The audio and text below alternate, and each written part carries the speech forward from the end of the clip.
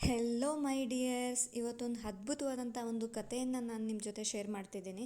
ಒಂದೂರಲ್ಲಿ ಒಬ್ಬ ವ್ಯಕ್ತಿ ಇರ್ತಾನೆ. ಆ ವ್ಯಕ್ತಿ ದೊಡ್ಡ ದೇವಸ್ಥಾನದಲ್ಲಿ ಗಂಟೆ ಹೊಡೆಯುವ ಕೆಲಸವನ್ನು ಮಾಡ್ತಿರ್ತಾನೆ. ಅಂದರೆ ದೇವರಿಗೆ ಮಹಾಮಂಗಳಾರತಿ ಆಗೋ ಒಂದು ಸಮಯದಲ್ಲಿ ಗಂಟೆ ಹೊಡೆಯೋದಷ್ಟೇ ಆತನ ಕೆಲಸ ಆಗಿರುತ್ತೆ. ಆ ದೇವಸ್ಥಾನಕ್ಕೆ ಬರೋರೆಲ್ಲ ಹೆಚ್ಚು ಫಾರಿನರ್ಸೇ ಆಗಿರ್ತಾರೆ. ಸ್ವಲ್ಪ ದಿನ ನಮ್ಮ ಒಂದು ನಾ ಕನ್ನಡ ಮಾತಾಡೋಕ್ಕೆ ಬರುವಂಥ ಜನರೇ ಹೆಚ್ಚು ಬರ್ತಿರ್ತಾರೆ. ಆಮೇಲೆ ಸ್ವಲ್ಪ ಡೆವಲಪ್ ಆದಂಗೆ ಹೆಚ್ಚು ಫಾರಿನರ್ಸ್ ಬರೋದಕ್ಕೆ ಶುರುವಾಗ್ತಾರೆ.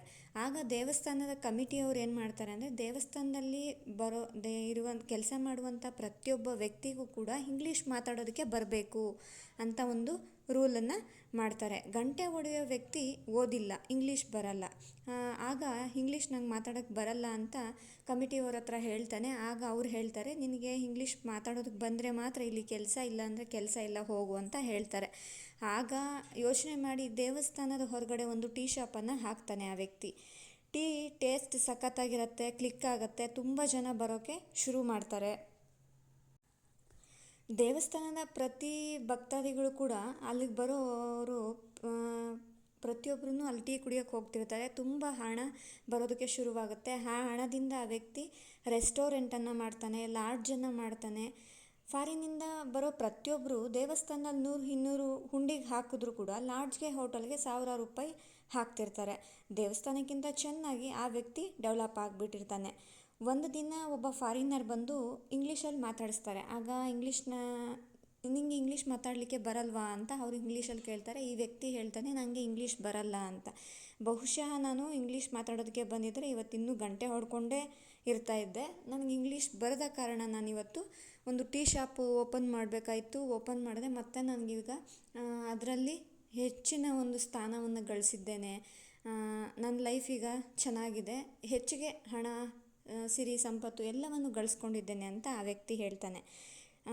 ನಿಜ, ಕೆಲವೊಮ್ಮೆ ಏನಂದರೆ ನಮಗೇನು ಗೊತ್ತಿರಲ್ಲ, ಅದೇ ಒಂದು ದೊಡ್ಡ ಅಡ್ವಾಂಟೇಜ್ ಆಗಿರುತ್ತೆ ನಮಗೆ. ಹೇಗೆಂದರೆ, ಈಗ ಆ ವ್ಯಕ್ತಿಗೆ ಇಂಗ್ಲೀಷ್ ಬಹುಶಃ ಬಂದಿದ್ದಿದ್ರೆ ಆ ವ್ಯಕ್ತಿ ಅಲ್ಲಿ ಗಂಟೆ ಹೊಡ್ಕೊಂಡೇ ಇರ್ತಾಯಿದ್ದ. ಇಂಗ್ಲೀಷ್ ಬರಲ್ಲ ಅನ್ನೋ ಕಾರಣಕ್ಕೆ ರಿಜೆಕ್ಟ್ ಆದ.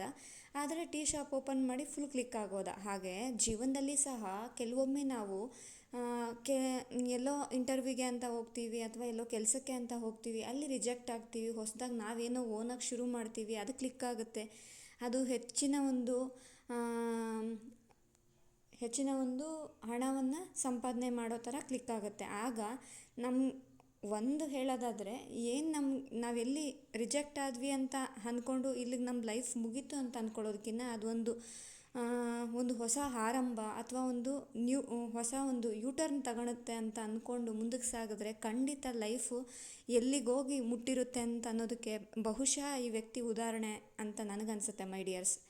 ಲೈಫಲ್ಲಿ ಏನೋ ಸೋತ್ವಿ, ಅಲ್ಲಿಗೆ ಮುಗೀತು ಅಂತ ಅಂದ್ಕೊಳ್ಳೋದಕ್ಕಿಂತ ಏನೋ ರಿಜೆಕ್ಟ್ ಆಯಿತು, ಯಾವುದೋ ಒಂದು ವಿಷಯದಲ್ಲಿ ಏನೋ ರಿಜೆಕ್ಟ್ ಆಯಿತು ಅಂತಂದಾಗ ಅದಕ್ಕೆ ಸುಮ್ಮನೆ ಡಿಪ್ರೆಷನ್ಗೆ ಹೋಗದೆ, ಅಥವಾ ತುಂಬ ಬೇಜಾರು ಮಾಡಿಕೊಂಡು ಅದಕ್ಕಾಗಿ ಕೊರಗ್ತಾ ಕೂರದೆ, ಬೇರೆ ಬೇರೆ ಏನೆಲ್ಲ ದಾರಿಗಳಿದೆ, ನಮಗೇನು ಗೊತ್ತಿದೆ ಅದರಲ್ಲಿ ನಾವು ಎಫರ್ಟ್ ಹಾಕಿ ಸ್ಟ್ರಗಲ್ ಮಾಡಿ ಪ್ರಾಮಾಣಿಕವಾಗಿ ನಿಷ್ಠೆಯಿಂದ ಕೆಲಸ ಮಾಡ್ತಾ ಸಾಕಿದಾಗ ಅದು ನಮ್ಮನ್ನು ಎಲ್ಲಿ ಕರ್ಕೊಂಡೋಗಿ ನಿಲ್ಲಿಸಿರುತ್ತೆ ಅಂದರೆ, ಬಹುಶಃ ನಾವು ತಲೆ ಎತ್ತಿ ನೋಡಬೇಕಾಗತ್ತೆ. ಅಷ್ಟು ಹೈಟಾಗಿ ಬೆಳೆದಿರ್ತೀವಿ, ಅಷ್ಟು ಒಂದು ಲೆವೆಲ್ಗೆ ಹೋಗಿರ್ತೀವಿ ಅಲ್ವಾ. ನಿಮಗೆ ನಿಜ ಅನಿಸಿದ್ರೆ ಲೈಕ್ ಮಾಡಿ, ಒಳ್ಳೆ ಕಮೆಂಟ್ಸ್ ಕೊಡಿ, ಹೆಚ್ಚು ಜನರಿಗೆ ಶೇರ್ ಮಾಡಿ. Thank you.